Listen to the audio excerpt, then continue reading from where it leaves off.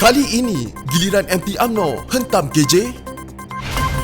Pemuda UMNO tegas gesa kerajaan tubuh RCI tabung haji. Punca kenapa buru jolo mustahil? UMNO dan Blackout mungkin bertembung satu lawan satu.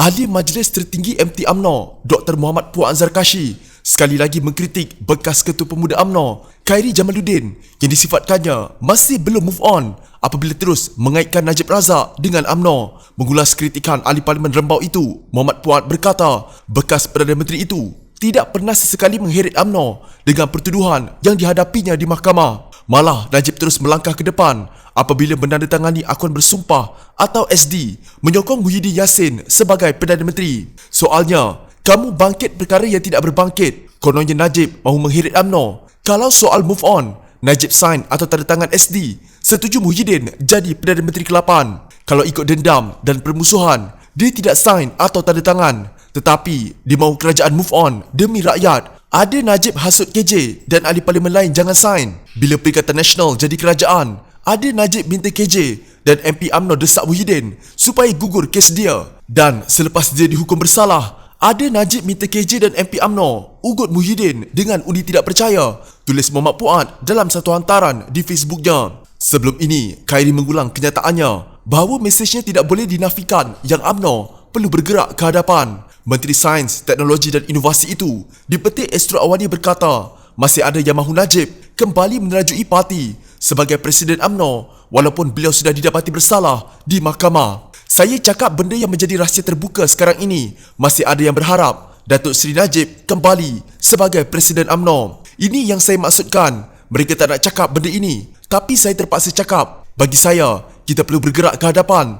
cari generasi baru untuk memimpin UMNO, katanya. Khairi berkata, kenyataannya sebelum ini mengulas keputusan Mahkamah Tinggi Kuala Lumpur mensabitkan Najib bersalah atas 7 pertuduhan berkaitan dana RM42 juta dari SRC International Sdn Bhd.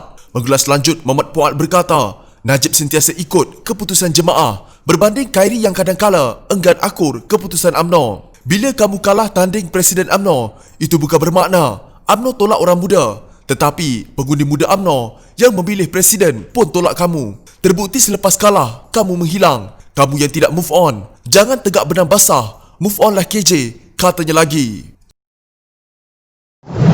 Pemuda UMNO bertegas mendesak kerajaan menubuhkan Suruhanjaya Siasatan Diraja atau RCI menyiasat sebarang salah laku dan penyelewengan dalam urus niaga tabung haji. Ketuanya Ashraf Wajdi Dusuki berkata, RCI perlu siasat kebenaran tuduhan yang dibuat kerajaan lepas sebelum ini bahawa berlaku penyelewengan dalam tabung haji. Ashraf berkata, sehingga kini tidak ada satu pun tuduhan penyelewengan itu didakwa di mahkamah.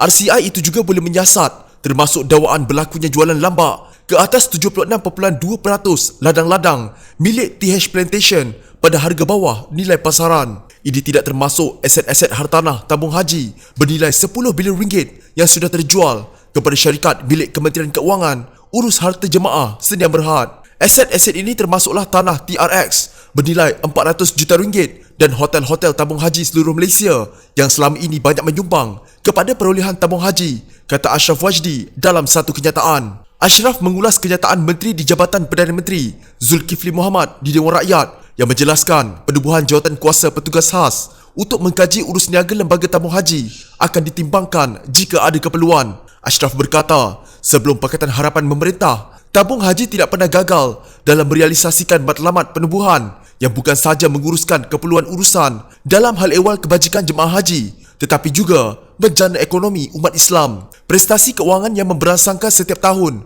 membolehkan pendeposit berkongsi hibah dan bonus setiap tahun secara purata tidak kurang daripada 6.25% setelah ditolak zakat 2.5%. Sebab itulah apabila pelbagai tuduhan penyelewengan, skandal, defisit yang berlanda secara tiba-tiba sejurus selepas Pakatan Harapan memerintah mencetuskan pelbagai tanda tanya dan polemik berterusan. Justru, pemuda UMNO menuntut agar Kerajaan Perikatan Nasional dapat menilai kembali keputusan untuk tidak menubuhkan Suruhanjaya siasatan diraja ini, katanya. Katanya hanya RCI mampu menghentikan tuduh-menuduh. Ia sekaligus mengembalikan keyakinan 9.3 juta pendeposit dan pelabur institusi terulung umat Islam ini, katanya.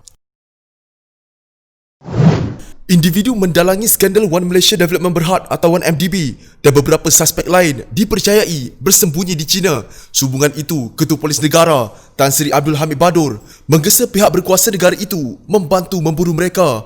Aset bernilai berbilion ringgit dicuri daripada 1MDB dan digunakan untuk membeli pelbagai barangan daripada hasil seni sehinggalah aset hartanah. Bekas Perdana Menteri Datuk Seri Najib Razak didakwa pembabitannya dalam skandal itu dan didapati bersalah oleh mahkamah dalam satu perbicaraan berkaitan 1MDB minggu lalu. Namun dikatakan beberapa suspek lain masih bebas. Suspek utama adalah Low Tek Jo atau Jolo, ahli keuangan yang dikenali suka berhibur dengan selebriti terkemuka Hollywood dan didakwa menjadi dalang utama skandal berkenaan. Polis Diraja Malaysia minggu lalu berkata Jolo dipercayai bersembunyi di Macau, namun Beijing dengan pantas menafikannya dan menegaskan mereka tidak menyembunyikan penjenayah antarabangsa. Bagaimanapun, Abdul Hamid berkata, seorang wanita yang ditahan tahun ini didapati kerap menghantar dokumen kepada Jolo di Macau dan pihak berkuasa menyimpulkan bahawa ahli perniagaan dalam buruan itu ada di sana. Tambah beliau, bekas Ketua Pegawai Eksekutif SRC International yang juga sebahagian daripada 1MDB, Nik Faisal Arif Kamil, dipercayai berada di Hong Kong. Manakala seorang lagi bekas pegawai dana itu, Jasmine Low, dipercayai berada di Shenzhen, China. Jolo hampir bebas menjalankan urusannya di Macau dan kami memohon bantuan pihak berkuasa negara itu. Kami mahu pihak berkuasa negara itu, polis di Macau, untuk bertindak secara bertanggungjawab. Tidakkah pihak berkuasa di Macau memiliki naluri polis untuk membantu kami? Katanya kepada AFP dalam satu temu bual. Tambah Abdul Hamid, hubungan dengan polis Hong Kong merosot sejak beberapa tahun lalu sekaligus menjadi penghalang mendapatkan kerjasama pihak berkuasa di sana. Pihak berkuasa di Hong Kong dan Macau enggan memberi maklum balas langsung ketika diminta memberi kenyataan. Justru, kata Abdul Hamid, adalah sukar untuk menentukan sama ada beliau akan berjaya memburu Jolo dan suspek lain. Selagi pihak berkuasa di Hong Kong atau Macau kurang memberikan kerjasama, adalah mustahil untuk saya memberi sebarang tarikh. Namun kami tidak akan berhenti. Kami akan membawa mereka ke muka pengadilan, katanya. UMNO Perak tidak menolak kemungkinan pilihan raya kecil Dewan Undangan Negeri Slim akan menyaksikan pertembungan 1 lawan 1 antara calon Barisan Nasional dan Bersatu Blackout, iaitu kumpulan penyokong Tun Mahathir Mohamad. Pengarah operasi PRK itu, Muhammad Zaidi Aziz, berkata perkara itu berdasarkan situasi politik semasa dan PKR, Amanah dan DAP yang dikatakan tidak akan mengemukakan calon untuk bertanding dalam PRK berkenaan. Namun, Bersatu Blackout telah dilihat melakukan pergerakan awal dengan berkonvoi di sekitar kawasan berkenaan yang turut disertai bekas Timbalan Presiden Bersatu Datuk Seri Mukhlis Mahathir kira-kira 2 hari lepas. Bagaimanapun, tiada pergerakan luar biasa kelihatan. Mereka datang beramai-ramai, namun saya dimaklumkan tiada sambutan. Mereka telah menggerakkan jentera tetapi mungkin hanya masuk sahaja untuk melawat kawasan, katanya ketika ditemui pemberita pada program ziarah kasih skuad sayang 3K PRK N58 Slim di Felda Residence di Trolak yang dihadiri Ketua Wanita UMNO Datuk Dr. Nuraini Ahmad. Beliau yang juga pemangku Ketua UMNO bahagian Tanjung Malim berkata Bersatu Blackout akan menghadapi kesukaran untuk melaksanakan gerakan berikutan tidak mempunyai ramai kekuatan di Don Slim River, memandangkan kebanyakannya menyokong Tan Sri Muhyiddin Yassin. Namun katanya Barisan Nasional tidak boleh berasa selesa dan mengambil mudah akan PRK tersebut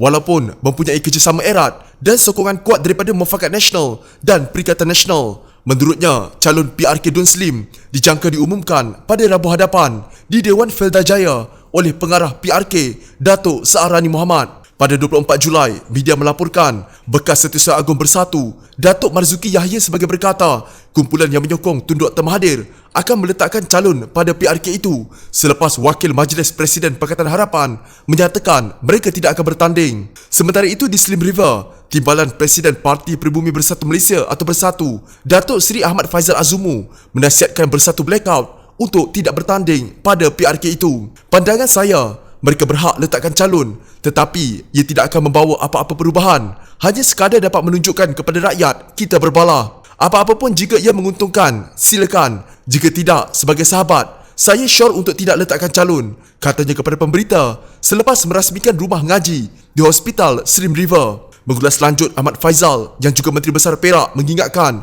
ahli bersatu untuk tidak bersama kumpulan tersebut bagi mengelakkan keahlian mereka digugurkan. Suruhanjaya Pilihan Raya menetapkan PRK Dun Slim diadakan 29 Ogos dengan hari penamaan calon pada 15 Ogos dan pengundian awal pada 25 Ogos berikutan kematian penyandangnya Datuk Muhammad Kushairi Abdul Talib 59 15 Julai lepas. Pilihan Raya Umum ke-14 pada 2018 menyaksikan Muhammad Kushairi yang mewakili Barisan Nasional mengekalkan kerusi Dun Slim dengan majoriti 2,183 undi menewaskan calon bersatu yang bertanding atas tiket PKR diwakili Muhammad Amran Ibrahim dan calon PAS Muhammad Zulfadli Zainal. Perak mempunyai 59 kerusi Dun dan daripada jumlah itu 32 membentuk Perikatan Nasional terdiri daripada 25 Barisan Nasional yang kesemuanya UMNO, Bersatu 4, PAS 3, sementara DAP 16, Amanah 5, PKR 3, Bebas 2 serta Gerakan 1.